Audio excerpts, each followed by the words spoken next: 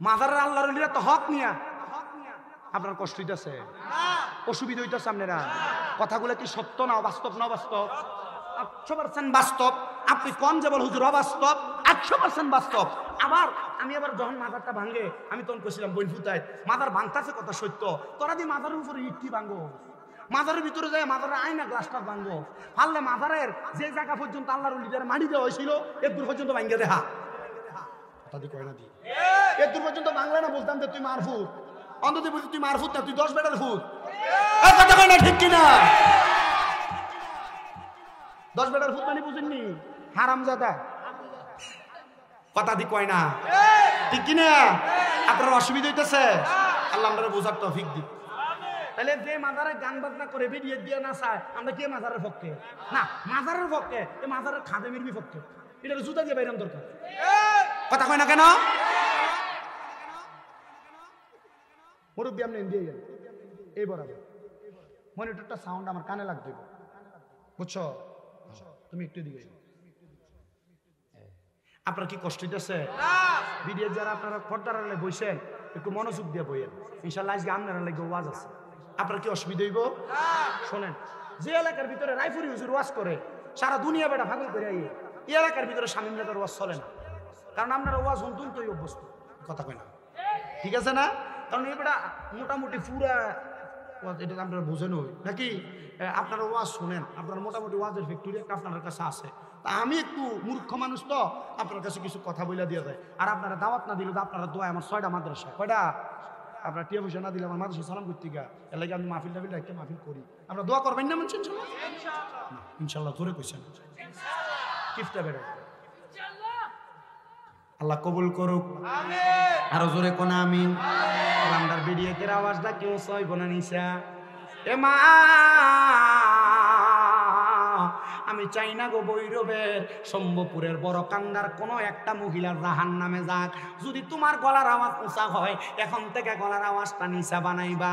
মনে রাখবা তোমার গলার কোরআন তেলাওয়াতের আওয়াজও কোনো পরপুরুষ শুনতে পারবে না।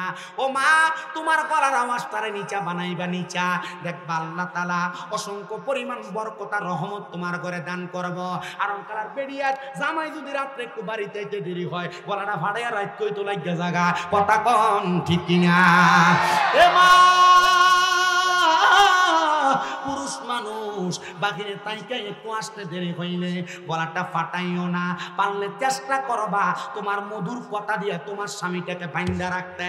আল্লাহর নবীজি ঘোষণা করেছেন একটা মহিলা হইল পানির মতো। আহা, নবীজি কি সুন্দর তুলনা দেয়। ইয়া রাসূলুল্লাহ, মহিলারা যে একটা খুশি আমরা পানির মতো কইছে। এ মা, আল্লাহর নবীজির ঘোষণা একটা মহিলা কইল পানির মতো। নবী গো কেন কেন আপনার কাছে জানতে চাই। নবী আমার বলে একটু পানিকে যেই কোনো পাত্রের মধ্যে রাখা যায়। একটা মহিলা যদি সাংসারিক জীবনে যাইয়া তার জীবনটাকে পানির মতো বানায়া ফেলে তাহলে কোনোদিন তার সংসারের মধ্যে অশান্তি হবে না। আল্লাহর কসম করে বলি বাবারা, কোনো মহিলারা নিজের খাসিয়তের কারণে সংসারে অশান্তি করে না। একটা মহিলা সংসারের মধ্যে অশান্তি করে 3 কারণে। একটা জবানও বন্ধ নাই, জবান খুলে কোন মহিলারা সংসারে অশান্তি করে কয় কারণে। এখন ওয়াজ ভিডিওতে গায়ে পড়বো, আপনাদের গায়ে পড়বো, আপনারা শুধু একটু ধৈর্য ধরে শুনবেন। এই 3 কারণে 2 কারণ ভিডিওতে পছন্দ হইবে। এক কারণ তার কাছে বিষের মতো লাগবে। যদি বিষের মতো লাগে আপনারা হইনা যাবেন ইনশাআল্লাহ। আপনার কষ্ট হইব, কষ্ট হইব। কয় কারণে মহিলারা সংসারে অশান্তি করে বাবারা? ধরে কয় না কয় কারণে? আল্লাহ দোহাই আর একটু সাউন্ড আমার কানে দেব না, আমি মাউথ লাগে কই না, আমি এর থেকে কথা দূরের থেকে একটু সাউন্ড হইলে ভালো লাগে মোটামুটি। আমি আপনারা এখান থেকে মাহফিল আগামীকালকে আমার টাঙ্গাইল দেলদুয়া, কোন জায়গা? দেলদুয়া। গতকালকে আমি মাহফিল করছি হবিগঞ্জে। কইরা দিয়ে কষ্ট করে কুমিল্লা যাও আবার আও, খুব কষ্ট হয় আমার কাছে। আপনার আমার লেগে শুধু দোয়া করবেন, করতেন না দোয়া? আস্তে আস্তে কই দিন ইনশাআল্লাহ ঠিকঠাক খোদা খাইতো আল্লাহ কবুল করুক, আমিন। আমি হইলাম এশারে ফরে। কোন ফরে? এশারে ফরে। আমি কইছিলাম হুজুর এশারে ফরে দিতাম, পুরোটা প্যান্ডেল আমি ফুরে দিতাম, মানুষটিরে বয় দিতাম, এরপরে জিহাদি হুজুরে দিতাম, তাহলে মোটামুটি একটা সুন্দর পরিবেশ হইতো। আমার যেহেতু দিচ্ছে শেষ সাথে কাজ করে সিটিয়া ধরে কিতা বিধা ধরে টান, সিটিয়া ধরে টান, টানতে থাকে ইনশাল্লাহ আইবা ইনশাল্লাহ। আল্লাহ কবুল করুক, জোরে কোন আমিন, আস্তে কোন আমিন। যেই তিন কারণে মা বোনেরা সংসার অশান্তি করে, এক নাম্বার কারণ হলো তার স্বামীর অবাধ্যতা, স্বামীর পরকীয়া, স্বামীর অবাধভাবে চলাফেরা, স্বামীর খারাপ ব্যবহার। এ পুরুষ মানুষেরা, নবীজি বলেন, এ পুরুষেরা তোমরা কোনোদিন তোমাদের নারীদের সঙ্গে খারাপ ভাষায় কথা বলবা না, মানে তাদের মা বাবার নাম ধরে গালি দিবা না। নবী গো কেন? আল্লাহর হাবিবের ঘোষণা, আমি নবী হইলাম মহিলাদের বাবা। আপনি যে আপনার বউটার উমুক মারানি জিপিয়া গালি দেন, আপনি চিন্তা করে দেখেন গালিটা কিন্তু তার মা বাবার উপর পড়ে না। যেহেতু নবী বলছে আমি নবী মহিলাদের বাবা, তার মানে বোঝা যায় গালিটা যে আমার রহমতের নবীর উপরে পড়ে। এই জন্য মহিলাদেরকে কোনোদিন গালি দিবেন না। আপনারা যে একটু পানি দিতে দেরি হয়ে গেলে, একটু থেকে মা বোনদের একটু হয়ে গেলে আপনি কথায় কথায় মুখের মধ্যে চটকনা মারেন, থাপ্পড় মারেন, রহমতের নবীর ঘোষণা, তোমরা কোনোদিন তোমাদের নারীদেরকে, স্ত্রীদেরকে গালের মধ্যে, মুখের মধ্যে আঘাত করবা না। ওগো নবী কেন? নবী আমার বলতেছে ওই মহিলা তোমার জন্য সাময়িক সময়ের মেহমান, আমার আল্লাহ তাআলা আবার ওই মহিলারে আমার আল্লাহর কাছে ফিরিয়ে নিয়ে যাবে। এ মুসলমান, এ শম্ভুপুরের বড় কান্দার বাবারা, আমার পর্দার অন্তরালের মা বোনেরা, এই জন্য কোনো পুরুষ মানুষ নারীদেরকে আপনারা প্রহার করবেন না, গালি দিবেন না, বাজে ভাষায় ব্যবহার করবেন না। চেষ্টা করবেন আপনি তার সঙ্গে সুন্দর করে কথা বলার জন্য। মহিলারা লাখ লাখ টাকার, হাজার হাজার টাকার পাগল না, সামান্য সপ্তাহ অথবা মাসে মাসে ছোট ছোট উপহার প্রদান করবেন, দেখবেন আপনার স্ত্রী বড় খুশি হয়ে গেছে। রাত্রবেলা করে আসার সময় সামান্য সময়ের ছোট ছোট কিছু উপহার আনবেন, দেখবেন আপনার স্ত্রী বড় খুশি হয়ে গেছে। আর আপনি ঘরে যখন আসেন, সিগারেট টাইনে আসেন, আপনার মুখের মধ্য থেকে গুয়ের গন্ধ চাইতে খারাপ গন্ধ আসে। কথা কোন ঠিক কিনা? আমি মাঝে মাঝে চিন্তা করি যে এই বেটারা সিগারেট খায়, এরা যে সিগারেট খেয়ে করে যায়, এরা বউ যে লাঠি দিয়ে এরা খাট থেকে ফালায় দেন, এটা এর কপালের ভাগ্য।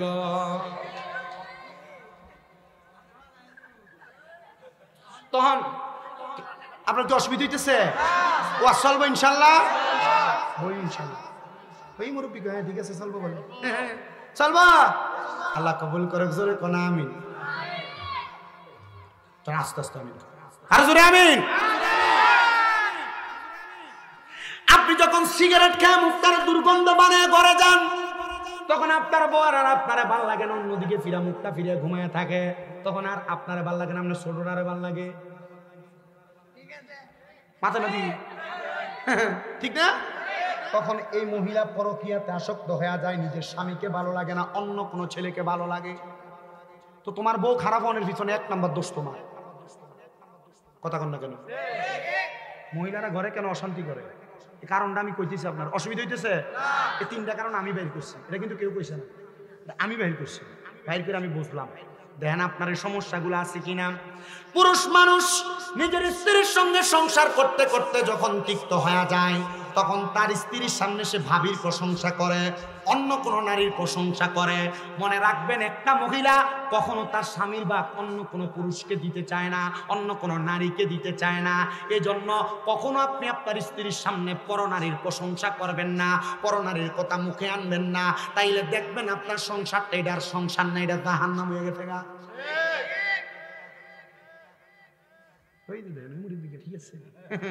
আল্লাহ কবুল করক কোন আমিন। বাপরে আমার ওয়াজ বেড়াই মানুষ বেশি শোনে না, আমি ঘরেই কই আইছি, দেখবেন আগামীকালকে সকালে ভিডিওতে কইতেছে হুজুর ওয়াজ সুন্দর আছে, আমার ওয়াজ বেড়াইতে শোনে না। ওই যে এখন ওয়াজ তো দুইটাই আপনার বিভক্ত হয়ে গেছি। কথা কন ঠিক কিনা?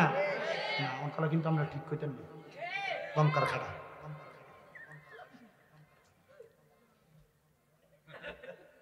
আপনাদের আসেন, আমার কাছে ভালো লাগে, কারণ এই দাড়ি পাকা মুরব্বী যারা, রহমতের নবীর ঘোষণায় দাড়ি পাকা মুরব্বীরা বট গাছের ছায়া যেমন, দাড়ি পাকা বয়স্ক বাবারা এরা কিন্তু বট গাছের ছায়ার মতো। এরা মরে গেলে গা আপনি মনে করেন না যে আপনি লেগে ভালা, আপনার দোয়ার একটা ভান্ডার মরে চলে গেছে গা কবরের তলে, এটা আপনি বোঝেন না। কিন্তু আপনি বুড়া মানুষ দেখলে, বুড়া মানুষের ক্ষেত্রে দিয়ে লয়ে পড়ে, বুড়া মানুষ আপনার কোনো পরামর্শ দিলে বলছেন আপনি চুপ থাকেন, আপনি বুঝেন না। কয়নি সাবধান, বয়স্ক মুরব্বীর সাথে এগুলো করা যাবে না। যাবে যাবে। আমার দুই তিনজনের প্রস্তাব দিচ্ছে আমরা এলাকা, তোমার মসজিদের সভাপতি বানাইতো। কিটা বানাইতো? আমার সভাপতি। আমি কি লেগে কোন তারে দিয়ে উন্নতি হবো তারে না, বুঝছি তোমরা টেহা দিকে আমরা সভাপতি বাড়িতে এলাকার বুড়ারা বানাও, এরা থেকে পরামর্শ লও, আর যারা যারা টেহার পয়সার মালিক এরা আইন একটা উপদেষ্টা কমিটি বানাও। তোমরা তো বুঝো না, তোমরা টেহাটার ভাগলের সহ, ঠিক আছে না? বয়স্করার সম্মান, লাইটটা বন্ধ করো। বয়স্করার সম্মান ইজ্জত দেওয়া লাগবে। আল্লাহ আমরা কবুল করি। আসতে গেছে না আমিন। আসেন আমার বাবাজিরা, বন্ধুরা, গভীর মনোযোগ অন্তরের কানটা লাগা বয়ানটা শ্রবণ করার চেষ্টা করেন রে আমার বাবারা। 2 নাম্বার কারণ, একটা মহিলা তার শ্বশুর শাশুড়ির কারণে তার সংসারে অশান্তি সৃষ্টি করে। কিভাবে? ওই শ্বশুর শাশুড়ি তার ছেলের বউকে নিজের মেয়ের মতো মনে করে না। শ্বশুর শাশুড়িটা কি সুন্দর কথা, আমার জিয়ে জামাইটা খুব বালা। কি বালা? আমার জিয়ে যা কয় তাই হলে না, আমার ছেলেটা বিটতে কিটা, তার বউ যা করতে তা হলো। ওমা, তাহলে জিয়ে জামাই তো বিটতে হল। বেড়ে আপনারা শোনান, শ্বশুর শাশুড়ি যারা আছেন, আপনারা আপনাদের ছেলের বউদেরকে নিজের মেয়েকে যেমন ভাবে লালন পালন করতেন এমন ভাবে লালন পালন করবেন। মনে রাখবেন, কখনো আপনি আপনার ছেলের বউটাকে অন্যভাবে লালন পালন করার চেষ্টা করবেন না। দেখবেন যখন নিজের কন্যার মতো আপনি আপনার ছেলের বউকে লালন পালন করবেন, তখন আপনার ছেলের বউটা আপনাকে নিজের মায়ের মতো মনে করবে। কিন্তু আমাদের সমাজের মহিলারা এগুলা করতে চায় না। তারা মনে করে ছেলের বউকে এবং ছেলেকে তাদের মতো ছেড়ে দিলে মনে হয় আমার ছেলেটাকে নষ্ট করে ফেলবে। না না না, মনে রাখবেন এই পরিবারটা সুন্দর একটা সাবলীল ভাবে চলবে। আর 3 নাম্বার কারণ, একটা মহিলা তার মায়ের কুপরামর্শে তার স্বামীর সংসারে অশান্তি তৈরি করে। হুজুর কেন? এটা কিন্তু মহিলারা বিশ্বাস করতো না, মানতো না। মনে রাখবেন, মা আপনি হয়তো করেন না, তবে আপনার জাল করে। আপনার জাল হয়তো করেন না, আপনার পার্শ্ববর্তী ঘরের মহিলা করে। আপনার মা আপনার বুদ্ধি দেয়, তুই জামাই কি কামাই করে না না করে তুই হিসাব জানিস। এটি তো অন্য জায়গায় খরচ করে, তার বোনের দিয়ালা, তার মা বাপরে দিয়ালায়, এটি তোর সংসারের কোনো ভবিষ্যতে উন্নতি হয়তি না। এবার মহিলা যখন তার স্বামীর সঙ্গে টাকা পয়সার হিসাব নিয়ে লেনদেন কষাকষি করে, তখন এবার লাগে ভিডিও ভিডিও আর কিলা কিনি। কথা কোন ঠিক কিনা? ঠিক আছে না? ঠিক আছে না? কিন্তু বাস্তব কথা, আপনার বললেও বাস্তব, না বললেও বাস্তব। অসুবিধা সামনেরা এই ওয়াজ সবার কাছে ভালো লাগতো না। গভীর মনোযোগ দেন বাবারা। এজন্য আমি আমার মাদেরকে বলবো, সংসারে প্রশান্তির চেষ্টা করেন, সংসার সুন্দর করার চেষ্টা করেন। আপনি বেপরদা চলবেন না, বেপরদা চলবেন না। আল্লাহর কোরআন বলে, ওয়াকরনা ফি বুয়ুতিকুন্না ওয়ালা তাবাররাজনা তাবাররুজাল জাহিলিয়াতিল উলা। আমার আল্লাহ তাআলা ঘোষণা করে, বান্দার দলেরা, তোমরা তোমাদের নারীদেরকে জাহিলিয়া যুগের মহিলাদের মতো বের হতে দিবা না। নবী গো কেন কেন কেন? বলে যদি বের হতে দাও, হাদিস শরীফের মধ্যে নবী ঘোষণা করতেছে, তখন নারীরা বিশৃঙ্খলার মধ্যে পড়ে যাবে, ইফতিজিং এর শিকারে পড়ে যাবে। নারীদেরকে অবাধভাবে অন্য পর পুরুষরা ডিস্টার্ব করবে। আমরার মহিলারা পর্দা করবে দূরের কথা, ওই মহিলারা প্রত্যেক শুক্রবারে ভৈরবের ব্রিজের নিচে না গেলে তার ভালোই লাগে না। এ মা, মনে রাখবেন গো মা, আপনি যদি বেপরদা চলাফেরা করেন, আপনার কারণে 4 জন পুরুষ মানুষ দুজকে যাবে। রহমতের নবীর ঘোষণা, একজন নারীর কারণে 4 জন পুরুষ মানুষ দুজকে যাবে। বড় হুজুর কেমনে? আপনারা যারা কোনো কন্যা সন্তান জন্ম দিয়েছেন, আপনাদের যাদের মেয়ে আছে, যদি ওই বাবা তার মাইয়ারে পর্দা না করায়, তখন তার মেয়েটাকে বেপরদা চলার কারণে কবরে প্রশ্ন করা হবে, কেন গো, কেন আপনি আপনার মেয়েটাকে পর্দা করান নাই? বলবে আমি সময় পাই নাই, মেয়েটা পর্দা মোতাবেক চলাফেরা করে নাই, আধুনিকতার ছোঁয়ায় মেয়েটা বেপর্দা চলাফেরা করেছে। তখন মেয়ে বলবে আমার আব্বাজান কেন পর্দা করে নাই, বাবাজান জানে। তখন ওই বাবা এবং মেয়েকে একসাথে দুজকে দেওয়া হবে। 2 নাম্বার কারণ হলো, 2 নাম্বার কারণ, একটা মা একটা বাবার পরে একটা সন্তান তার মাকে যদি পর্দা না করায়, তার মাকে যদি পর্দা না করায়, তাহলে সন্তান তার মার কারণে দুজকে যাবে। 3 নাম্বার কারণ, 3 নাম্বার কারণ, একটা দুনিয়ার জমিনের মধ্যে ভাই যদি তার বোনকে পর্দা না করা, আপনি পর্দা করাবেন দূরের কথা, আপনি আপনার বোনকে নিয়ে মোটর সাইকেলের পেছনে পেছনে ঘুরেন, না না না, আপনি আপনার বোনটাকে পর্দা করানোর চেষ্টা করেন। যদি আপনি না করান, তাহলে আপনি ভাই আল্লাহর কাছে জবাবদিহিতা করা লাগবে। আর 4 নাম্বার কারণ হইল, দুনিয়ার জমিনে একটা স্বামী যদি তার স্ত্রীকে পর্দা না করায়, তাহলে ওই স্বামীটা স্ত্রীর কারণে দুজকে যাওয়া লাগবে। আপনি পর্দা করাবেন দূরের কথা, আপনি আপনার বউকে বলেন আপনার ছোট ভাইকে ভাত ভাগ বেড়ে দেওয়ার জন্য, আপনি আপনার বউকে বলেন ছোট ভাইয়ের গায়ে হলুদে হলুদ দেওয়ার জন্য। না রে মুসলমান না, আল্লাহর নবীজির ঘোষণা, একটা নারীর জন্য তার দেবর হলো মৃত্যু সমতুল্য কালসাপের মতো। কিন্তু আপনার বউ সুন্দর তার দেবরের সঙ্গে কথা বলতেছে, আমরা সমাজ তো এটারে বানাইছে দেবর ভাইয়ের মতো, কি হইব? না না না না না, একটা বাবি দেবরের সামনে যাইতে পারবে না, এটা তার জন্য গায়রে মাহরাম, হারাম। এই জন্য আমি আমার পর্দানশিনী মা বোনদেরকে বলতে চাই, আপনারা নিজে যদি জান্নাতে যাইতে চান, আপনি নিজের চিন্তা করেন, আপনি নিজের চিন্তা করেন। এমন বেহায়াপনা কোনোদিন করবেন না। গায়ে হলুদের অনুষ্ঠানে যায় হলুদ দেওয়া, এটা আপনারা নাজাত দিতে পারবে না, জান্নাত দিতে পারবে না। এজন্য সবার কাছে আবদার, আপনি যদি দুনিয়ার জমিনের মধ্যে চলাফেরা করেন, মনে রাখবেন, মনে রাখবেন, মনে রাখবেন মা, কলাটাকে সুইলা যদি রাস্তায় ফেলে দেওয়া হয় কেউ খাবে না, কিন্তু কলাটার উপরে যদি কলার কাবারটা তাকে সবাই নিয়ে নিয়ে খাবে। মনে রাখবেন, রাস্তার খোলামেলা মেয়েটার সবাই পছন্দ করে, বিয়ে করার সময় কিন্তু সাবলীল সুন্দর পর্দাওয়ালা মাইয়াটারে টোয়া।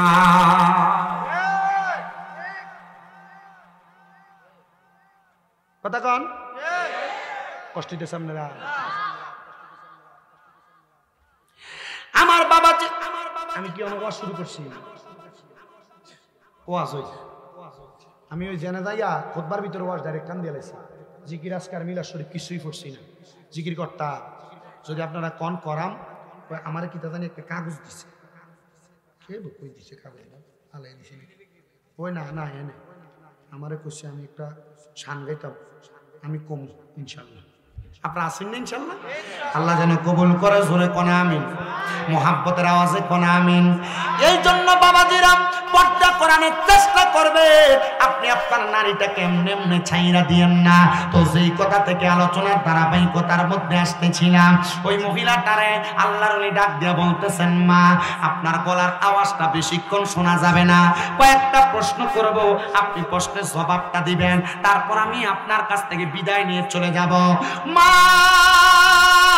হে মা, আপনি বলেন আপনার স্বামী কি একজন কাঠুরিয়া? মহিলা কয়, হুজুর হ্যাঁ। এ মা, আপনি বলেন না আপনার স্বামী অনেক দিন হয়েছে ইন্তেকাল করেছে? বলে হ্যাঁ। মা গো মা, আপনার স্বামী যে ইন্তেকাল করেছে, আপনার স্বামীর এমন কোন আমল আছে কিনা যে আমলের কারণে আমার আল্লাহ তাআলা আপনার স্বামীকে মাফ করে দিতে পারে? মহিলা ডাক দিয়া কয়, হুজুর আমার জামাই তো ছিল একজন মূর্খ মানুষ, এমন কোন আমল তার জীবনে ছিল না।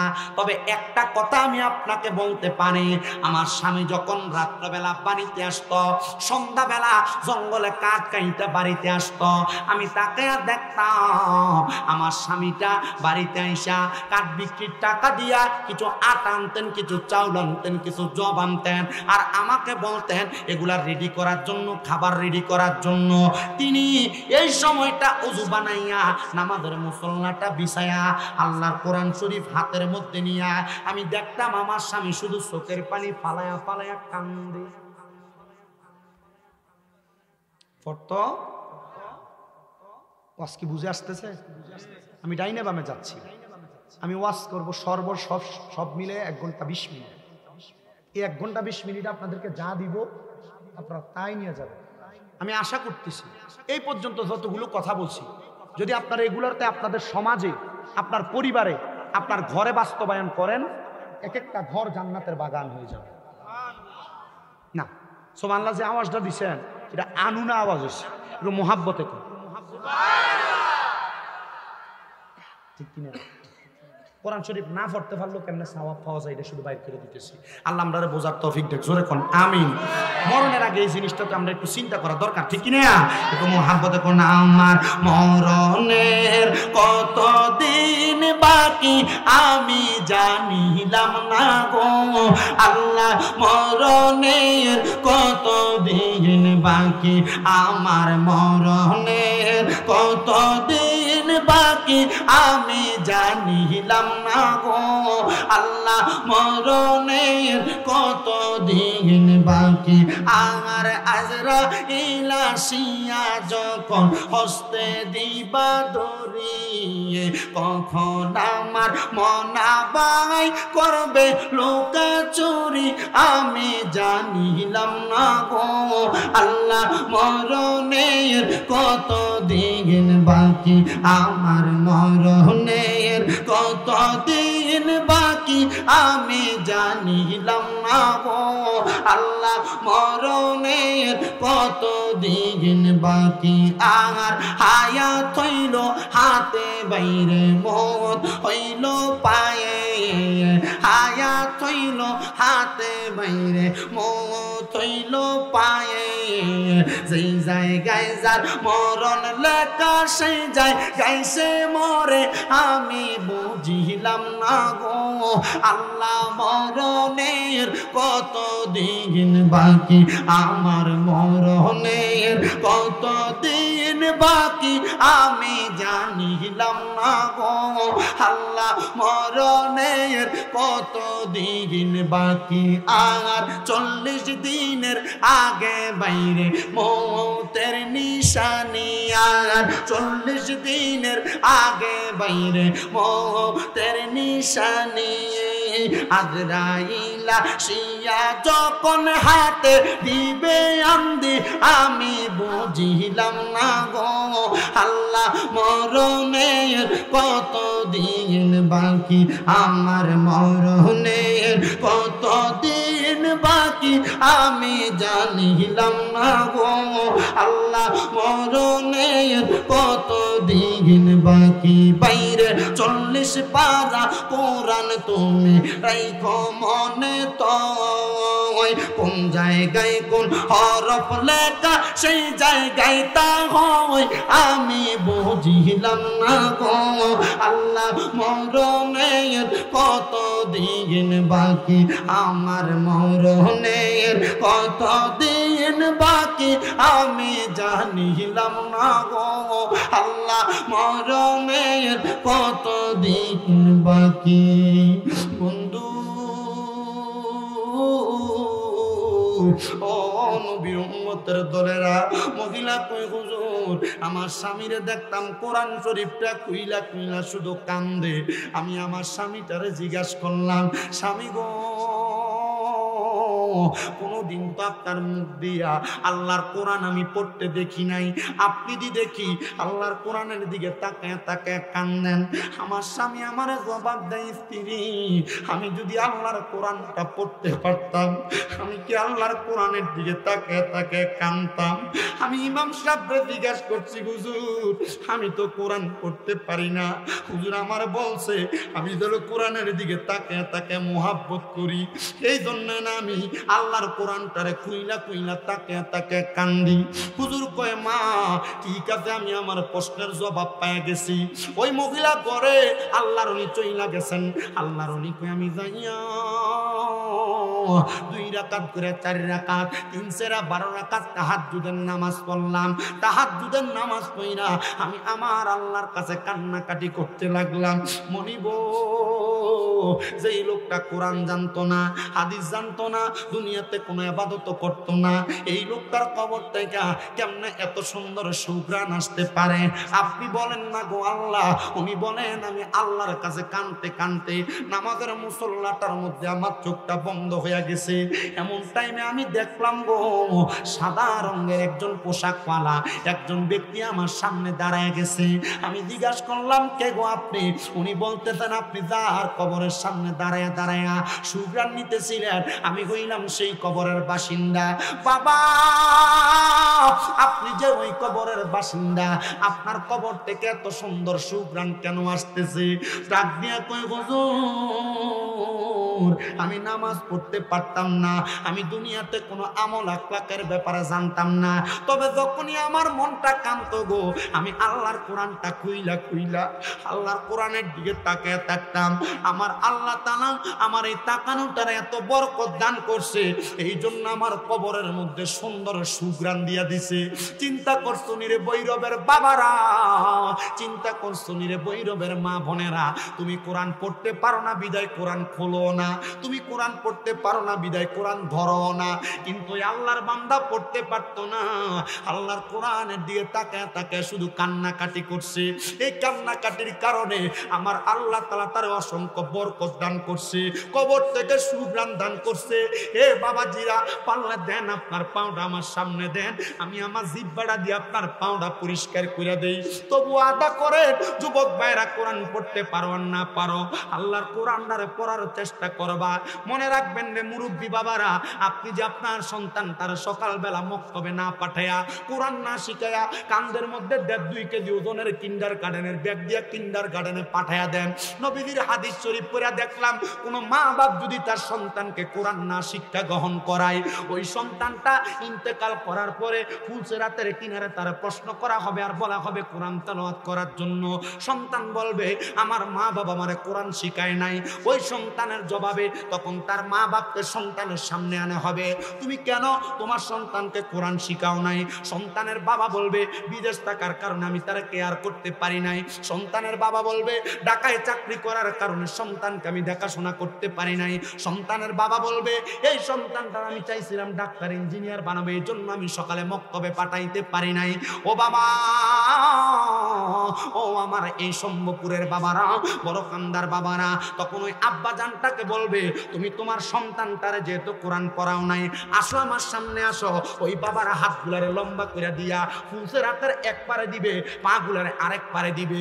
যেই সন্তান বাবার গায়ের সাথে পাও একবার লাগলে 3 বার সালাম করে, ওই সন্তানকে বলবে বাবার বুকের মধ্যে পাড়া দিয়া ফুলসেরাত পার হও। চিন্তা করে দেখেন, আপনার ছেলে আপনার বুকে পাড়া দিয়া ফুলসেরাত পার হবে যদি আপনি আপনার সন্তানটারে কোরআন না শিখান। অনেকে মনে করছে আমার মা বাবা আমারে কোরআন শিখায় নাই, এটার জন্য আমার মা বাপ দায়ী। মনে রাখবা, তুমি প্রাপ্তবয়স্ক হওয়ার পরে যদি তুমি নির্ধারিত কোরআন না শিখো, যখন তুমি তোমার আব্বার বুকে পাড়া দিবা, তখন তোমার আব্বা সহ তুমি জাহান্নামের হাবিয়াস্তানের মধ্যে পড়বা। এ বাবা, এ পর্দার অন্তরালের মা, যদি দুনিয়াতে কোনো কিছু করতে চান, সন্তানটাকে আপনি কোরআনওয়ালা বানান, সন্তানটাকে আল্লাহর কোরআন শিক্ষা গ্রহণ করান। এ বাবা, হে আমার সম্ভবপুরের বড় কান্দার বাবারা, দুনিয়ার জমিনে মা বাপ মনে করে সন্তান তাদেরকে অত্যাচার অনাচার করে না। এ মা বাবা, আপনি যদি আপনার সন্তানটাকে সুন্দর, একবার চুপ থাকতে হবে আব্বা।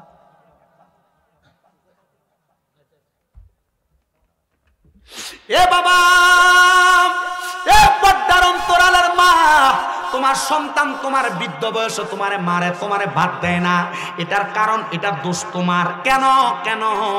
আল্লাহর নবী বলতেছে দুনিয়ার জমিনের মধ্যে একটা সন্তান জন্ম দেওয়ার পর মা বাবার দায়িত্ব শেষ না। একটা সন্তান জন্ম দেওয়ার পর মা বাবার 6টা দায়িত্ব। ওই দায়িত্ব যদি মা বাবা পুঙ্খানুপুঙ্খানুভাবে পালন করে, ওই সন্তান কখনো তার মা বাপকে কষ্ট দিবে না, আঘাত দিবে না। কেন?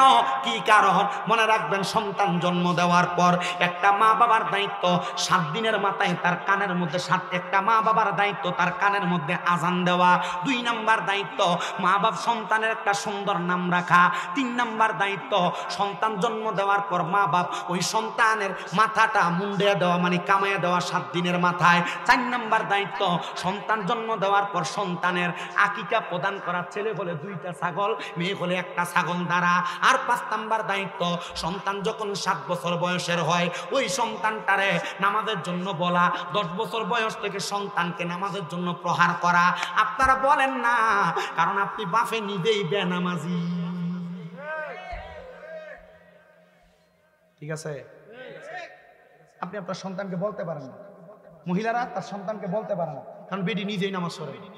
আগে মুরব্বীরা সকালবেলা বাড়ির সামনে দিয়ে নামাজ পড়ে যাওয়ার সময় মহিলাদের গুনগুন গুনগুন কোরআন তেলাওয়াতের আওয়াজ শুনতো। আর কালা না, আপনারা ঠিক কইছেন না? জোরে ঠিক করলে না, বাইক গেলে ধরবো। তুমি ঠিক করতে, তোমার গলা আওয়াজ যখন ছিলাম শুনি ডরে। কথা কন না কেন? ঠিক লগে লগে করতে হবে, ঘরে গেলে তো না দেখতে বাসি করে কয়। আল্লাহ আমরারে বোঝার তৌফিক দান করুন, জোরে কোন আমিন। আস্তে কইছুন। কি রে 1 ঘন্টা হয়ে গেছে? মাশাআল্লাহ।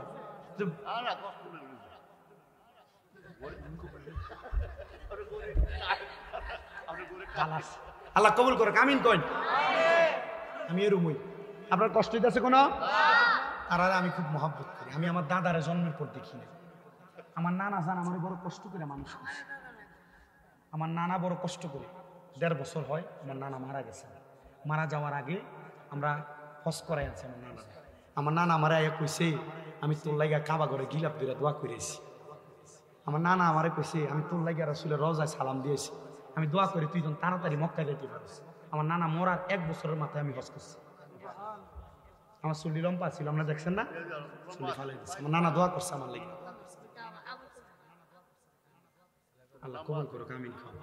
বেটা 6 মাসের ভিতরে আবার করাইবে আমারে বলা হস। দেখছেন কি আশকোড়া, কি মজার জায়গা। আমি একটা সালাম দিছি না। আমি রাসূল পাকের রওজার সামনে যখন গেছি 7 দিন একটানা রাসূল পাকের রওজার সামনে 5 ওয়াক্ত নামাজের পরে দাঁড়ায় দাঁড়ায় সালাম দিছি। নবীজির রওজার সামনে দেখে ইয়া রাসূলুল্লাহ, আমার মনে সবচেয়ে একটা বড় শখ ছিল আপনার রওজায় যে আপনার সালাম দেব। নবী গো, আপনার রওজা দেখার পর আমার মনে একটা ইচ্ছা জাগছে, ইয়া রাসূলুল্লাহ আপনি নবীরে আমার মরার আগে একবার দেখান। আরেকটা কথা কইছি, নবী ওয়াজ মাহফিলে কত মাহফিলের ভিতরে যাই আপনি নবীর দুরূদ সালাম করি, কত মানুষ পড়ে, অনেকে টাকা পয়সার লেগে মক্কা মদিনা আইতে পারে না। নবী গো, তারা মরণের আগে একবার মক্কা মদিনা আইনেন, আনাইলে আপনার দিদার দিয়ে। আমি এই দোয়াটা আল্লাহর কাবা ঘরের সামনে দিয়ে করছি। কাবা ঘরে গিলাপটা ধরে কইছি, আল্লাহ আপনার কাবা ঘর কত শান্তির জায়গা। মানুষ শম্ভুপুরের মসজিদে নামাজ পড়লে 1 ওয়াক্ত পড়লে 1 ওয়াক্তের সওয়াব পায়, কিন্তু আল্লাহর কাবা ঘরের সামনে যাইয়া 1 ওয়াক্ত নামাজ পড়লে 1 লক্ষ ওয়াক্তের সওয়াব পায়। শম্ভুপুরের মসজিদে 1 ওয়াক্ত নামাজ পড়লে 1 ওয়াক্তের সওয়াব পায়, কিন্তু আল্লাহর কাবা ঘর মদিনা শরীফ, নবীজির মদিনা শরীফে যে নামাজ পড়লে 1 ওয়াক্ত নামাজ পড়লে 50,000 ওয়াক্তের সওয়াব। আমি কইছি ইয়া রাসূলুল্লাহ আপনি আপনার গোলামরা এই জায়গায় আনেন। এই আমরা কি যাইতে চাই না? যাইতে চাই না? খুব মজার জায়গা। আপনার কাছে 2-3 লাখ টাকা হইলে আপনি খেতে দিয়া বন্ধে দিয়া 1 ঘন্টা জায়গা কিনে রেখে দেন, ব্যাংকে নিয়ে রেখে দেন টিহারা। শান্তির জায়গা, মজার জায়গা। যুবক ভাইরা কক্সবাজার যাওয়ার লেগে 10-15 হাজার টাকা বাজেট করে বিথা। আল্লাহকে কয়টা টাকা মিল কইরা মক্কা মদিনা যাওয়ার নিয়ত করো, দেখবা বাংলাদেশের কথা তোমার মনই পড়ে না মদিনা গেলে। পর্দার অন্তরালের মা বোনেরা বছর বছর জামাইর কাছে 1 ভরি 2 ভরি স্বর্ণের ওজনের চেইনটা, মা স্বর্ণের দাম বালা 1 ভরি বেচ চালাও। এই স্বর্ণ কয়না তুমি মরার পরে তোমার জিফুতে ভাগ করে লয়ে যাবো, কবরে দিত না গো মা, ওই 60 টাকা কাপড়ে দিত। 1 ভরি বেচা জামাই হাতে টিয়াটা তুলে দিয়ে কও তোমার কাছে তো কিছু চাইছি না, এই টেহাটা দিয়ে আমার মক্কা মদিনা ফাটাও। আল্লাহর কসম বুঝাইয়া তুমি হেনে যাই আমি স্বামী রাজার লেগে দোয়া করবা। এ বাবারা আপনার জায়গা সম্পত্তি জিফুতেরে দিয়া দেবেন, 1 কোনা দিয়ে বেচেন, বেচ্চা মক্কা মদিনা যান। আল্লাহর কসম কি শান্তি সে জায়গায় আপনি গেলে বুঝবেন। আমি দেখছি মদিনা শরীফের সামনে দিয়া বাবু সালাম একটা দরজা আছে, দরজা দিয়ে ঢুকে রাসূল পাকের রওজার সামনে যখন যায় বহুত মানুষ চোখের পানি দিয়ে ফালে ফালে কান্দে। আমার লগে এক ফোলা জাকারিয়া কিশোরগঞ্জের বাজিপুর এই পটিয়াদি বাড়ি গেলাম, কান্দুসকা হুজুর আমার আম্মা আব্বা বড় কষ্ট করে আমার ফালাইছে। আমার আব্বার একটা গাই গরু আছিল, বেচ চালাইছে আব্বা, এটা দুধ বেচছে আমার সংসার চালাইছে। হুজুর আমার মার গলার একটা চেন আছিল আমার আব্বা বিয়ের সময়, যেটা বেচ চালাইছে। হুজুর আমার মা বাবা আমার কাছে টাকা পয়সা চাইছে না, আমার এয়ারপোর্ট আগে দিয়া তখন আমি ঢুকাতে আমার ফুটে আমার আব্বা আমার হাত রাত ধরে গেছে, ফুতরে তোর কামাই আমি খামুই আসামি করিয়া কিন্তু তোর আমি বিদেশ ছাড়াই ফুট সৌদি আরব যাইতাছস, যদি টাকা পয়সা কামাই করস আমার আব্বা আমারে একবার মক্কা মদিনা লইয়া যাইস। হুজুর আমি প্রতি মাসে হয় কমসে কম 2 বার মক্কা মদিনা আসি। হুজুর আমি মক্কার সামনে আইলে আমার চোখের পানি ধরে রাখতে পারি না। হুজুর মদিনার সামনে আইলে আমার চোখের পানি ধরে রাখতে পারি। দিলাম কেন? হুজুর আমি মক্কায় আসার 3 মাসের মাথায় আমার বাপ মরে গেছে। হুজুর মদিনায় আসার 7 মাসের মাথায় আমার মা মরে গেছে। হুজুর আমার ব্যাংকে লাখ লাখ টাকা, আল্লাহর কসম আমার আব্বা আমারে মক্কা মদিনা দেখাইতে পারি না। হুজুর আমার টাকা দিয়ে কি লাভ? সন্তান টাকা পয়সা ব্যাংকে রাখছো, আমি তোমার কাছে কমু টাকা পয়সা ব্যাংকে রাখো না। আম্মা আব্বার মতো রত্নটা বাইসা থাকতে যত্ন করো। অনেক পোলাপান দোকানের সামনে দিয়া যায়, তার বাপের বয়সী মুরব্বীরা দোকানে বইয়া থাকে, কিন্তু এই ফোলার বাপের থেকে 5 টাকা 10 টাকা খুঁজা নিয়া ফোলা চলছে, কিন্তু বাপের কিন্তু 100 টাকা হাত খরচ দিতে পারে না আব্বা দুনিয়া। অনেক পোলাপান রাস্তা দিয়ে হাঁটে, মার বয়সী অনেক বুড়া মহিলা দেখে, কিন্তু এই ফোলার মা কাপড় রাস্তা ফিরা ছিল, কাপড় রাস্তা 10-5 টাকা বাইন্দা রাখছে, এই ফোলারে দিছিল। কিন্তু আজকে মা কবরে, তার কাছে লাখ লাখ টাকা, মার 500 দিয়ে একটা কাপড় কিনা বিন্দাইতে পারে না। অনেক ফোলা মানে টাকা পয়সা আছে, কিন্তু এই ফোলা ঘরে গেলে শান্তিতে ঘুমাইতে পারে না। মা বাপ যে খাটে ঘুমায়, খাটটার দিকে চাইলে চোখের পানি বাইরে, মা বাপের আলনাটার দিকে চাইলে, বাপের পুরা লুঙ্গিটার দিকে চাইলে চোখের পানি। আজকে কত মহিলারা আইছে না, বাপের বাড়ি শম্ভুপুর মাহফিল, কিন্তু বাইতে মারে দেখছে না, মা মরে গেছে, বাপরে দেখছে না, বাপ কবর। আব্বা কেউ যদি এমন মা বাপরে জুদা করে দিয়ে থাকেন দেন, আপনার ফাউন্ডা আমার সামনে দেন। কেউ যদি এমন মা বাপরে ধমক দিয়ে থাকেন দেন, আমি আমার জিব্বাটা দিয়ে আপনার ফাউন্ডা পরিষ্কার করে দিই। ও আগা করবেন শুধু এখান থেকে বাইর যে আম্মা আব্বার ফাউন্ডি দিয়ে মাপ চাইবেন। কারণ আজকের মাহফিল কবুল হইব কি হইব না এটার গ্যারান্টি কেউ দিতে পারতো না। তবে আমি একটা গ্যারান্টি দিয়ে যাই, আগামীকালকে যদি দেখেন এলাকার বয়স্ক মুরব্বীরা দোয়ানে বইয়া কয় যে হ্যাঁ স্বামী মিরাজ একটা বক্তাই ছিল, তার কথা হই না আমার ফুতে বাজ্যে আমার ফাঁড়ির দিয়ে মাপ চাইছে, কিন্তু আমার ফুতে কোনোদিন আমার লোক অন্যায় করছেন। আপনি মনে করছেন মা বাবার ফাঁড়ি বললে দাম কমে যায় না? আল্লাহ তাআলা আপনারা সারা দুনিয়ার কাছে বড় বানাইব। কিন্তু ফুতে চিন্তা করে আমি তো 2 ঈদের সময় মা বাবার ফাঁড়ি ধরে সালামই করি না, আমি ফাঁড়ি ধরে মাপ চামু কেমনে? এই অনেক পোলা পানাইজ এখানে বসছে, অনেক মা বোনেরা বসছে, অনেক মুরব্বীরা বসছে, এরা চিন্তা করে হুজুর যারা বাড়িতে মা বাপ আছে এরা বাজ্যা মা বাপের ফাঁড়ি ধরে মাপ চাম, আমার তো মা নাই, আমি কার ফাঁড়ি ধরে মাপ চাম? হুজুর যারা বাড়িতে আব্বা আছে তারা বাজ্যা আব্বার ফাঁড়ি ধরে মাপ চাম, আমি কার ফাঁড়ি ধরে মাপ চাম?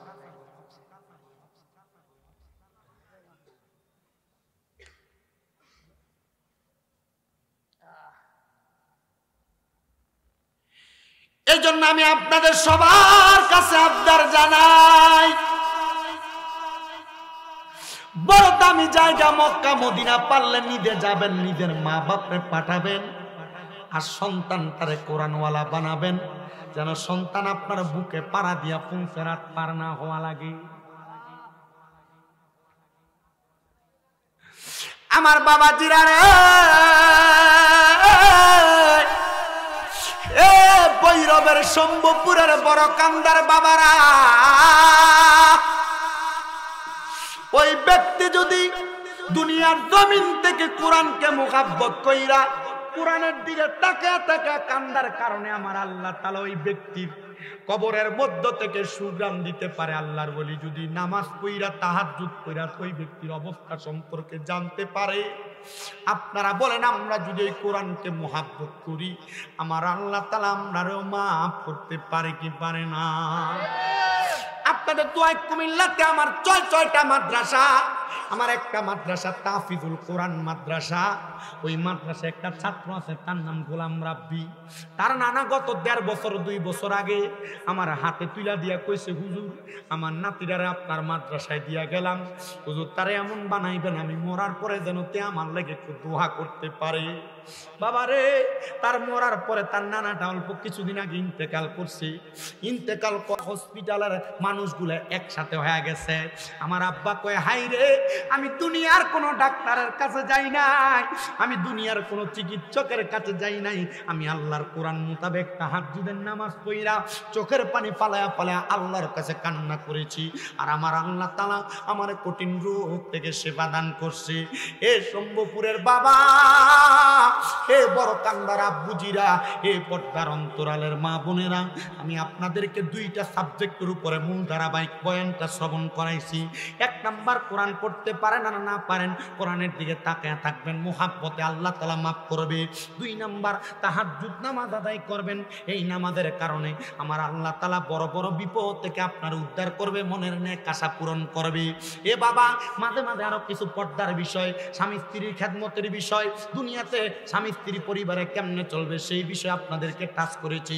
সন্তান জন্ম দেওয়ার পর আপনারা মা বাবার কি কি দায়িত্ব এই বিষয়ে টাচ করেছি। মাদার শরীফের সম্মান, মাদার শরীফের মর্যাদা সম্পর্কে টাচ করেছি। আমার মনে হয় হয় না, এর চাইতে বেশি কোনো বিষয় আপনাদের কাছে বয়ান করব। কারণ আপনাদের মসজিদের হুজুর আপনাদের কাছে প্রতি সপ্তাহে সপ্তাহে জুমার মধ্যে যে বয়ান করে, 52 সপ্তাহ 54 সপ্তাহ যে বয়ান করে, আপনারা যদি প্রত্যেক বিষয়ে আমল করতেন, একজন বড় কান্দা শম্ভুপুরে আল্লাহর ওলি হয়ে যাইতেন। আপনারা আমল করেন না বিদায়, এক কান দিয়া ঢুকান আর এক কান দিয়া বাইর করেন বিদায় আপনারা দুনিয়াতে আপনাদের এই কাজগুলা কাজে লাগাইতে পারেন না। এই জন্য বাবাজিরা, ও বন্ধুরা, আপনাদের সবার কাছে আমার আবদার হইল, আপনারা দুনিয়াতে চলাফেরা করার সময় দুনিয়াতে এমন ভাবে চলবেন আল্লাহ যেন আপনারা ক্ষমা করে, আপনার কারণে যেন আপনার মা বাবার কবরে কঠিন আযাব না হয়, আপনার কারণে যেন আপনার মা বাবার কবরের মধ্যে আযাব না হয়। বলে হুজুর এটা কেমন কথা বললেন, আপনার কারণে কেন আমার মা বাবার কবরে আযাব হবে? মনে রাখবেন, সন্তানের অপকর্মের কারণে আল্লাহ তাআলা মা বাবার কবরে আযাব দেয়। আমি আরেকটা কারগুজারি ছোট্ট ঘটনা আপনাদেরকে শোনাইবো, যদি আপনারা ধৈর্যের সাথে আমার সাথে বসবেন। রাজি আছেন? কারা কারা ডান হাত তুলে আমারে দেখা, আল্লাহ যেন কবুল করে, জোরে কোন আমিন। যদি ঘটনাটা শুনতে চান মুহাব্বতে আমার সাথে হক আদায় করার লক্ষ্যে একটু দরুদ শরীফ আদায় করেন। আল্লাহুম্মা সাল্লি ওয়া আলা আলি সাইয়্যিদিনা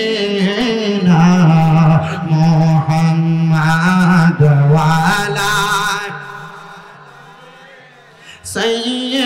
সাইয়্যিদিনা মুহাম্মদ।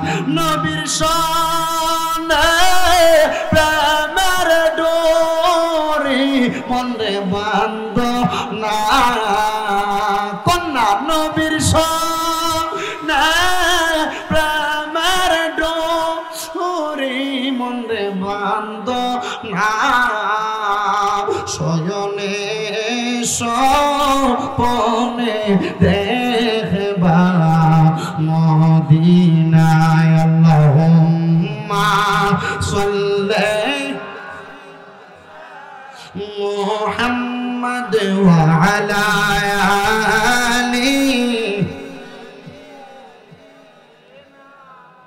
আমার মুসলমান ইমানদার, দুনিয়াতে সন্তানের অপকর্ম বাবা মার কবরের আযাবের কারণ হয়ে দাঁড়ায়।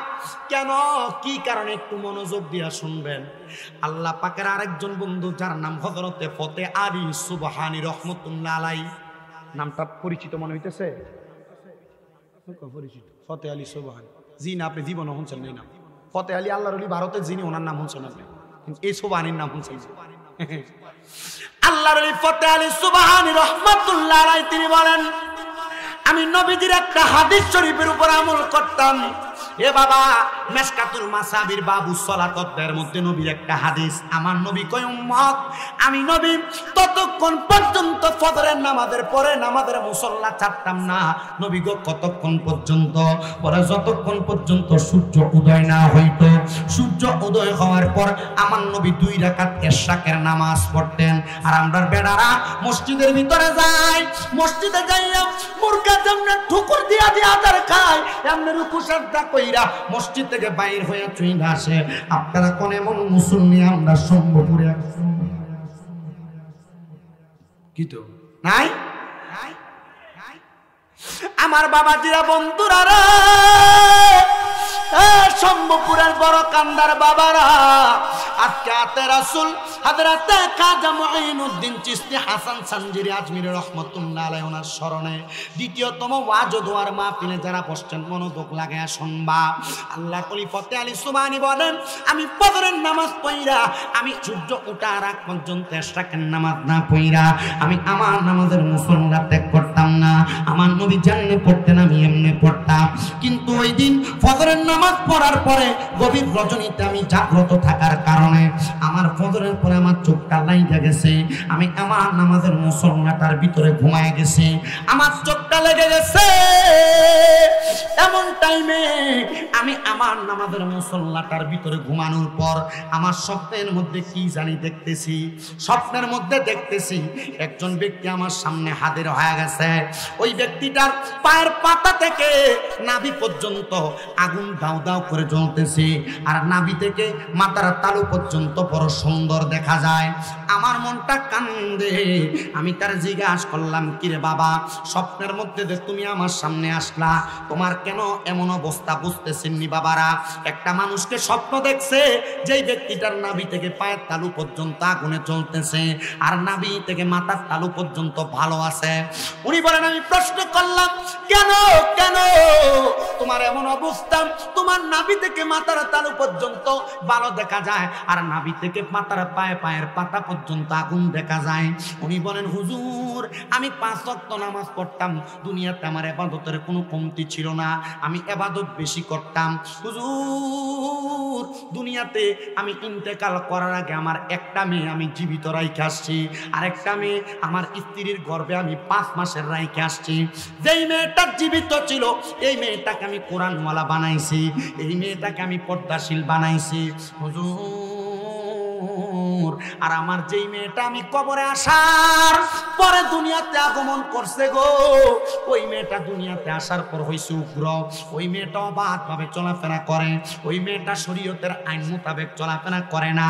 আমার আল্লাহ তাআলা আমার একটা মেয়ের কারণে আমার শরীরের অর্ধেক অংশ ভালো করে রাখছে, আর যেই মেয়েটা বেপরদা বেহায়াপনা কইরা চলে, ওই মেয়েটার কারণে আমার নাভি থেকে পায়ের পাতা পর্যন্ত আগুনে জ্বলতাছে। এজন্য আমার আল্লাহ তাআলা আমার কবরে এমন অবস্থা রাখছে। হুজুর, আপনি আমার জন্য একটু দোয়া করবেন, আল্লাহ যেন আপনার দোয়ার বরকতে আমারে মাফ করে দেয়। মনে রাখবেন, আত-তাকদিরু লা ইয়ারুদ্দু, মানুষের তাকদীর কোনোদিন পরিবর্তন হয় না ইল্লা বিদুয়া। দোয়ার কারণে মানুষের তাকদীর পরিবর্তন হয়ে যায়, দোয়ার কারণে গরিব ধনী হয়ে যায়, বদদোয়ার কারণে বড়লোক গরিব হয়ে যায়। এ বাবা, আল্লাহর ওলি ডাক দিয়া কই, হুজুর আপনি আমার জন্য, আল্লাহর ওলিকে ডাক দিয়া কই, হুজুর আপনি আমার জন্য একটু দোয়া করবেন। আপনারা মাঝে মাঝে আপনাদের মারে স্বপ্ন দেখেন, আপনাদের বাবারে স্বপ্ন দেখেন, মাঝে মাঝে স্বপ্ন দেখেন আপনার মা আপনার কাছে ভাত খোঁজে, আপনার বাপ আপনার কাছে খানা খুঁজতেছে, এমন স্বপ্ন দেখেন দেখেন না? মাঝে মাঝে স্বপ্ন দেখেন। মনে রাখবেন, স্বপ্ন কেন দেখায়? আল্লামা ইবনে সিরিনের স্বপ্নের তাবিরের কিতাবের প্রথম দিয়া লিখতেছে, কোনো মা বাবা, কোন আত্মীয় স্বজন যদি কবরে থাকে, কবরের মধ্যে কষ্টে থাকলে তখন তারা স্বপ্নে দেখা দেয়। তখন যেই ব্যক্তি স্বপ্ন দেখে ওই ব্যক্তির স্বপ্ন দেখা দেয় যেন এই ব্যক্তি তার জন্য একটু দোয়া করে। আপনার স্বপ্নে যখন দেখা দিবে, আপনি সাথে সাথে যারা স্বপ্ন দেখছেন তার জন্য একটু দোয়া করবেন। এবার আল্লাহর ওলি বলেন, আমি তার স্বপ্নটা দেখার পরে আমি এবার তার কাছ থেকে চলে গেলাম। আমি ওই দিন আর এশরাকের নামাজটা পড়ি নাই। আমি তালাশ করতে লাগলাম, কে রে এমন কোন ব্যক্তির সন্তান যার ঘরের মধ্যে একটা মেয়েকে রাইখা আর একটা মেয়ে গর্ভে রাইখা ইন্তেকাল করছে। উনি খুঁজতে খুঁজতে পুরাটা এলাকা খুঁজা ফেলছেন, কোনো ঘর পায় না। একটা ঘরের দরজা বন্ধ দেখা ওই ঘরের দরজার সামনে যায় সালাম দেয়, আসসালামু আলাইকুম ওয়া রাহমাতুল্লাহ। আমি একবার সালাম দিলাম, দুইবার সালাম দিলাম, 3 বার সালাম দিলাম। 3 বার সালাম দেওয়ার পরে একটা মেয়ে ঘরের দরজা খুইলা আমার শরীরের মধ্যে নোংরা পানি ফিক্কা মারছে, মানে পানি মেলা মানে আমার গায়ে মারছে। এই মেয়েটা পানিটা দেওয়ার পর আমি পেছনের দিকে ফিরা চলে আসতেছি। এমন টাইমে আরেকটা মেয়ে জবাব দেয়, ওয়ালাইকুম আসসালাম। জবাবটা পাইয়া আমি জিজ্ঞাসা করলাম, এমন অসভ্য আচরণ করলা, তোমরা যে এমন আচরণ করলা কারণটা কি বলবানি? বলে, হুজুর আমার এই বোনটা একটু উগ্র টাইপের, আমার এই বোনটা ভালো মানুষ না, সে কেমন ভাবে মানুষের সঙ্গে আচার ব্যবহার করা লাগে জানে না। হুজুর আপনি কেন আসছেন বলেন না? বলে, এই আসার কারণ হইল তোমার আব্বা তো দুনিয়াতে নাই, আর আমি স্বপ্ন দেখছি রে তোমার আব্বাজান কবরের মধ্যে বড় কষ্টে আছে, তোমার আব্বাজান কবরের মধ্যে বড় আযাবের মধ্যে আছে। বলে, হুজুর কেন, কারণটা কি? আপনি যেহেতু আমার আব্বাজানকে কবরের মধ্যে আযাব অবস্থার মধ্যে দেখেছেন, তাইলে কোন কারণে আযাবের মধ্যে আছে আপনি সেই অবস্থাও দেখেছেন। হুজুর আপনি বলেন না। ওই আযাবের কারণটা কি? ওই হুজুর ডাক দিয়া কয়, তোমার আব্বার কবরের আযাবের কারণ হইল তোমার এই উগ্রবোধ। ওই মেয়েটা বলেন, আমি দৌড়ে সাথে সাথে ওই আল্লাহর ওলির কদমটার মধ্যে ধরে ফেললাম। হুজুর ফতে আলী সুবহানি গো, আপনার কাছে আমি জানতে চাই, আপনি যে বললেন আমার আব্বার কবরের আযাবের কারণ আমি মাইয়া, কই গো হুজুর, আমি তো আমার জন্মের পরে আমার আব্বারে দেখি নাই, তাহলে আমি কেন আমার আব্বার কবরের আযাবের কারণ হয়ে দাঁড়াইলাম? এ সন্তান, আপনি এমন কোনো কাজ করবেন না যে কাজের কারণে আপনার আব্বা আম্মা কবরে আযাবে জ্বলবে। আপনি মনে করছেন মা বাপ শুধু দুনিয়াতে আপনারা জন্ম দিয়ে চলে গেছে, মনে হয় মা বাপ এমনি শেষ। না না না, এই সন্তানের দুনিয়ার জমিনের মধ্যে অপকর্ম কর না না না, এবার পিছনে বই রয়েছে, আয়ের এবার দুনিয়ার হাজার হাজার মানুষের ওয়াজ শোনা, আমার পিছনে বই বলে ওয়াজ আমিন কন, আমার ইন্ডিয়া আইয়ার ক বুঝছেন না আপনারা? জি না, আপনারা যতটুকু ওয়াজ করাম অতটুকু শুধু মনোযোগ দিয়া শুনবেন। এই পর্যন্ত একটা ফালতু কথা কইছি, যাত্রা কথা কইছি, কামে লাগতো না, শুনলেন শুধু। আল্লাহ যেন কবুল করে, আমিন কন। তাহলে আপনারা এমন কোনো কাম করবেন না যে কামের কারণে আপনার আম্মা আব্বা কবরে আযাবের শিকার হবে, ঠিক না? তা আপনি যে আপনার মা বাপ আপনার জায়গা জমি দিয়ে গেছে, আপনি যে বাড়ির ভিতরে ডেক্সেট বাজাইয়া মায়ের বিয়ের ভিতরে গান বাজান, আপনি মনে করছেন আপনার আম্মা মানে ভালো একবার কবর ভালো রাখছে? না, আপনি দুনিয়ার মাটি কাফান, আল্লাহ কবরে আপনার মা বাপের ফিট কাফান। কি কথা কয় না কেন? আপনি আপনার সন্তানের মুসলমানের ভিতরে কি সুন্দর ডেক্সেট লাগাই দিয়ে দেয়, আছে না? আছে না? আছে না? এটার জন্য আপনারা আল্লাহর কাছে জবাবদিহিতা করা লাগবে। আর জালেমের সুরতে আল্লাহর কাছে উঠবেন হাসরের ময়দানে। জালেম, আপনার মা বাবা আপনারা জালেম বানিয়ে দিবে। এই সন্তানকে আমি সম্পদ দিয়ে গেছি, সে অপব্যবহার করছে। এই সন্তানকে আমি জায়গা জমি দিয়ে গেছি, সে অপব্যবহার করছে, আর তার কারণে আমার কবরে আযাব হচ্ছে। আল্লাহ তুমি তার জালেমের কাতারে নাও। মা বাপ দোয়া করলে তীর যেমন বন্দুক থেকে গুলি যেমন ভাবে ছুটে যায়, মা বাবার এই দোয়া তখন সাথে সাথে কবুল হয়ে যায়। তখন আপনার মা বাপ যখন আপনার জালেমের কাতারে দাঁড় করাবে, তখন আল্লাহ তাআলা আপনার শাস্তিটা কম দিব, কম দিব, কাঁচা বাঁশের গোড়া দিয়ে বেরিয়ে যাবে।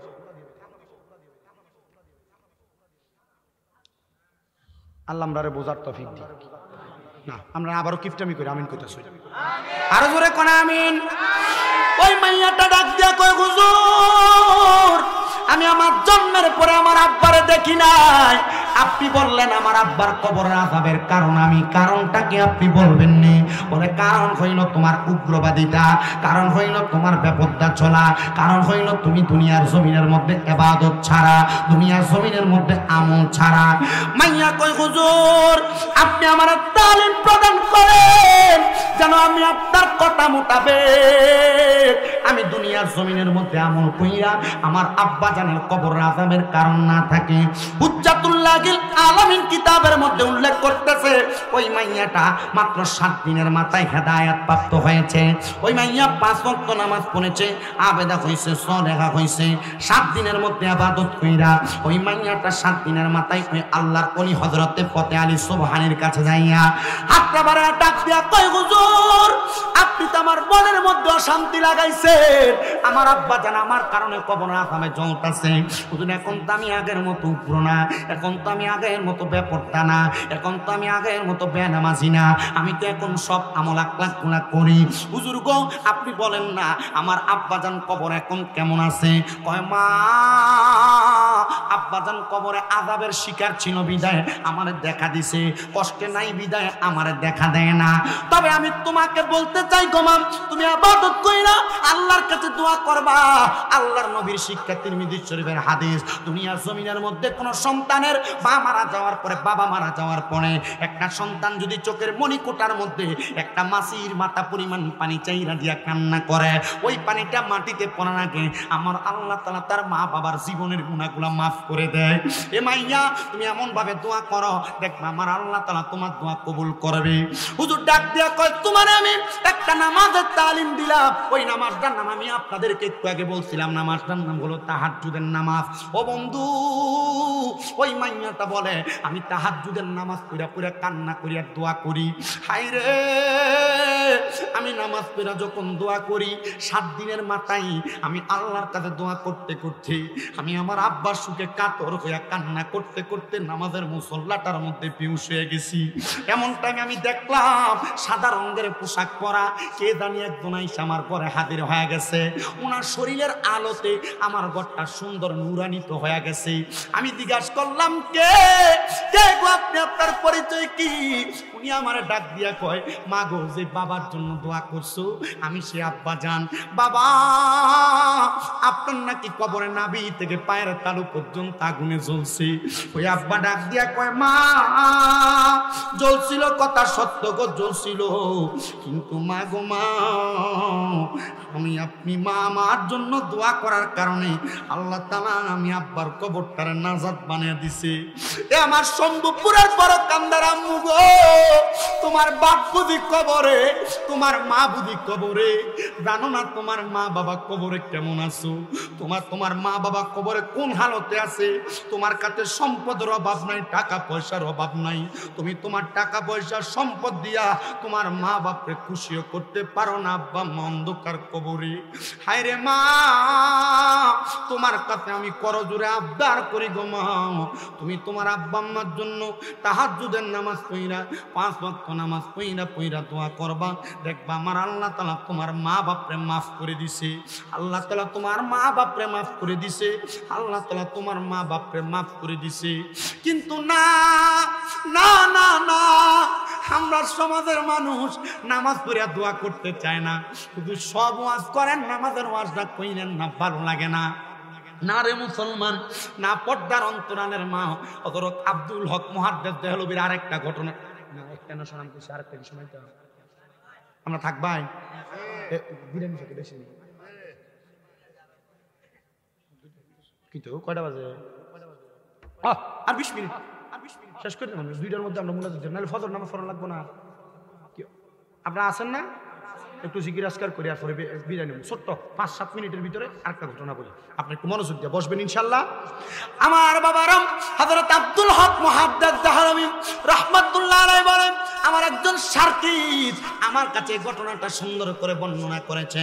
তিনি বলেন আমার কাছে একদিন একজন আল্লাহ পাকের বান্দা, তিনি নেশা করতে করতে বিভোর, নেশা করতে মদ খাইতো, তিনি একদিন আমার কাছে কয় হুজুর আপনি আমার একটু মুরিদ করান।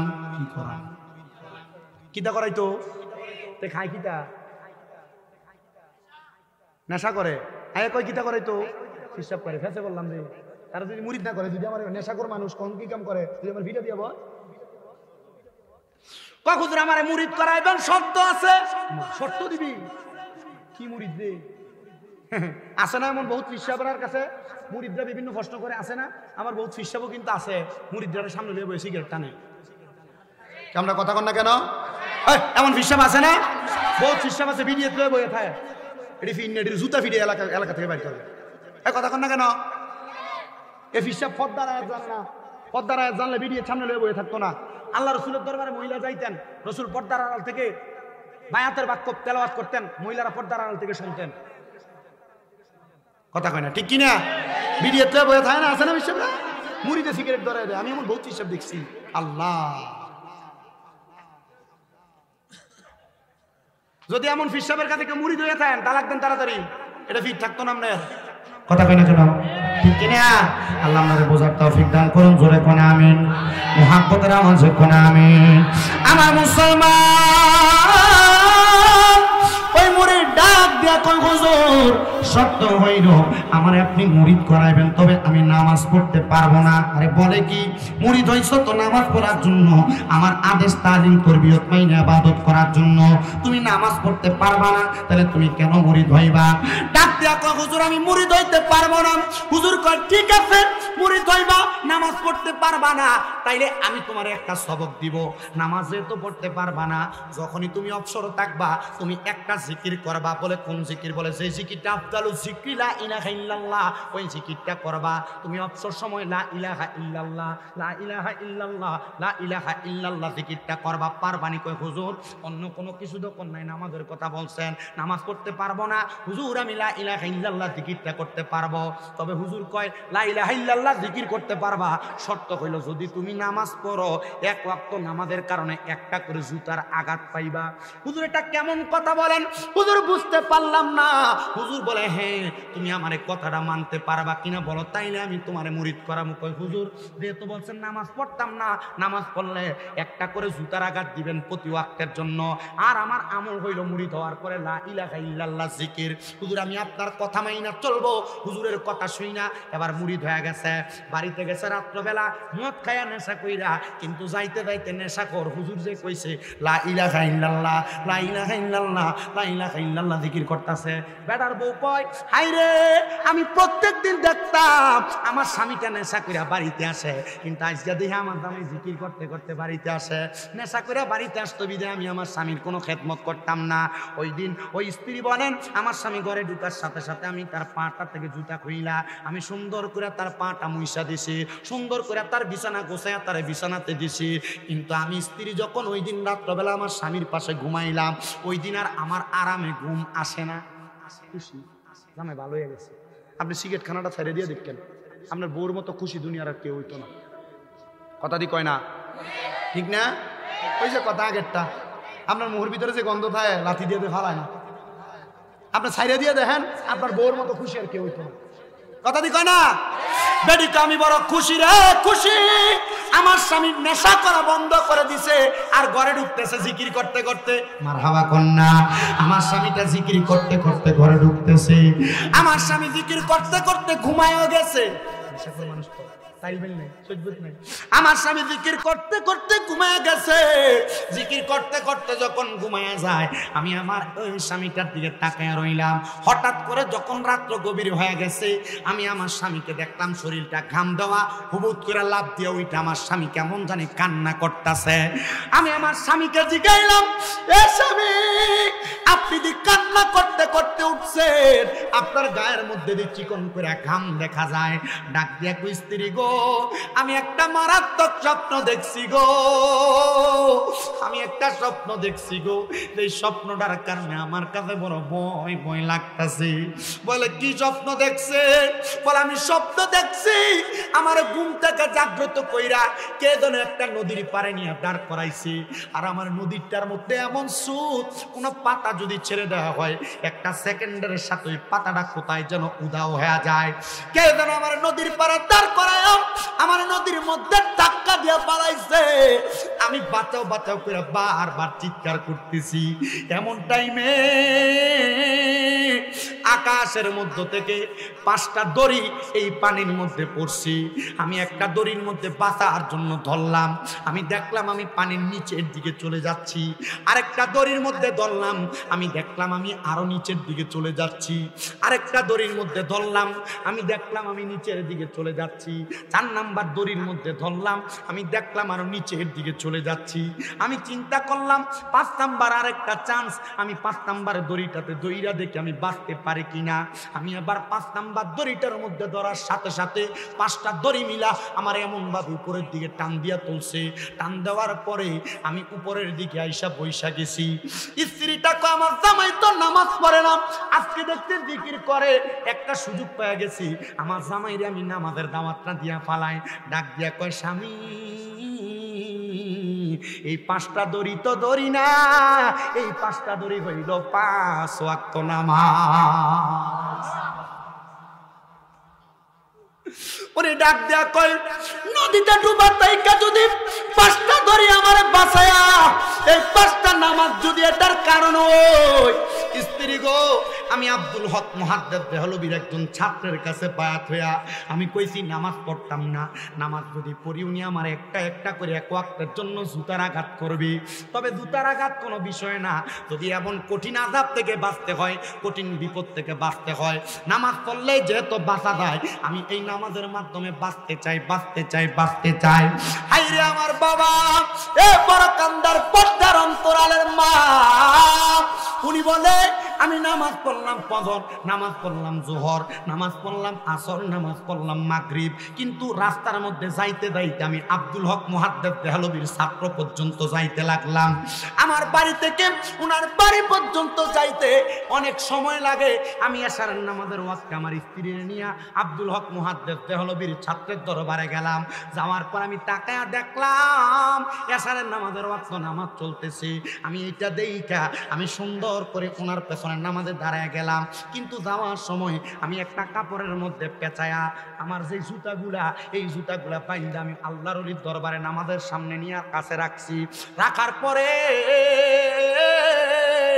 আমি যখন বাম দিকে দাঁড়ায়া নামাজ পড়ছি, ওই নামাজটা শেষ কইরা আল্লাহর বলি আব্দুল হক মুহাদ্দিস দেহলভীর ছাত্রটা বাম দিকে সালাম ফিরে দেখে আমার দিকে তাকে মুস্কি মুস্কি হাসে।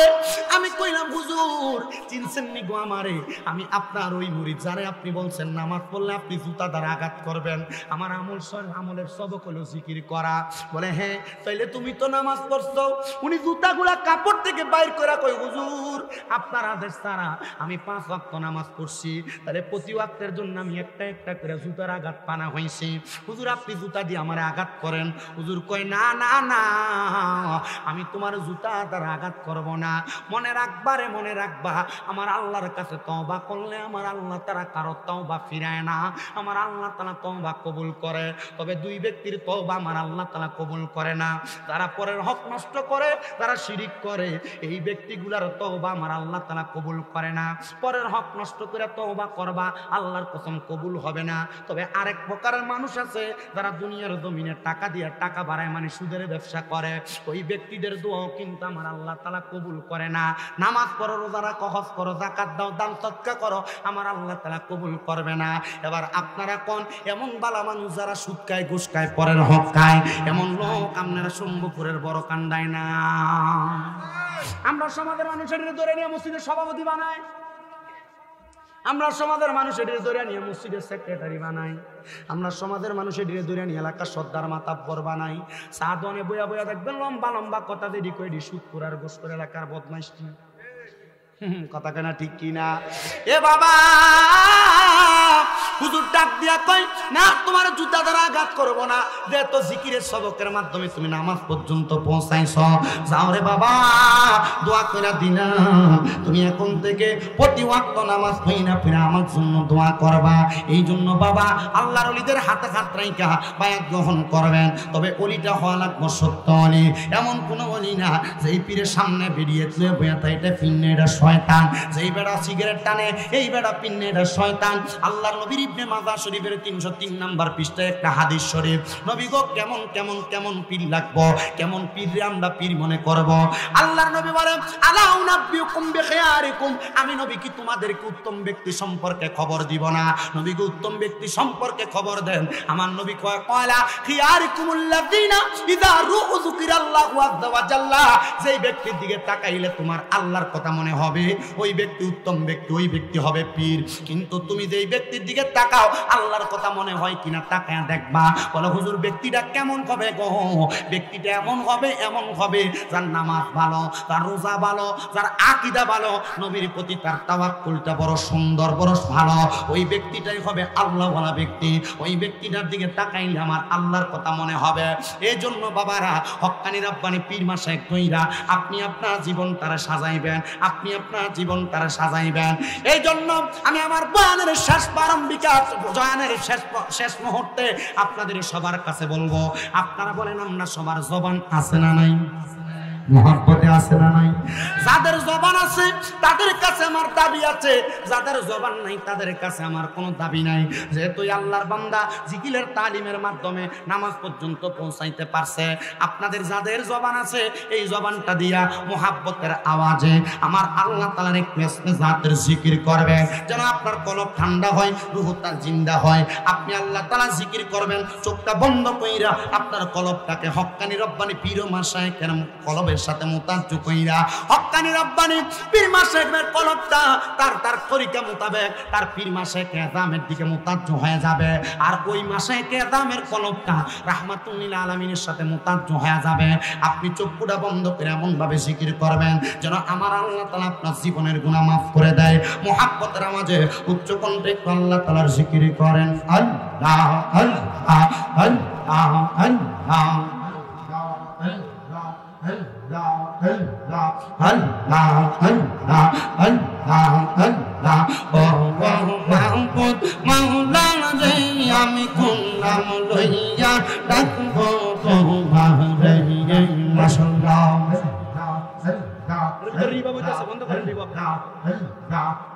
আমি কোন নাম লইয়া ডাকবো তোমারে মারহাবা আল্লাহ আল্লাহ। কোন নাম লইয়া ডাকলে তোমায়, কোন নাম লইয়া ডাকলে তোমায় তোরাই নিবা বান্দা রে। আমি কোন নাম লইয়া ডাকবো তোমারে মারহাবা আল্লাহ আল্লাহ আল্লাহ আল্লাহ আল্লাহ আল্লাহ। এক ডাকিলা মুসা নবীজি তার ডাকেতে সারা দিলা তোর পাহাড়ে মারহাবা আল্লাহ আল্লাহ।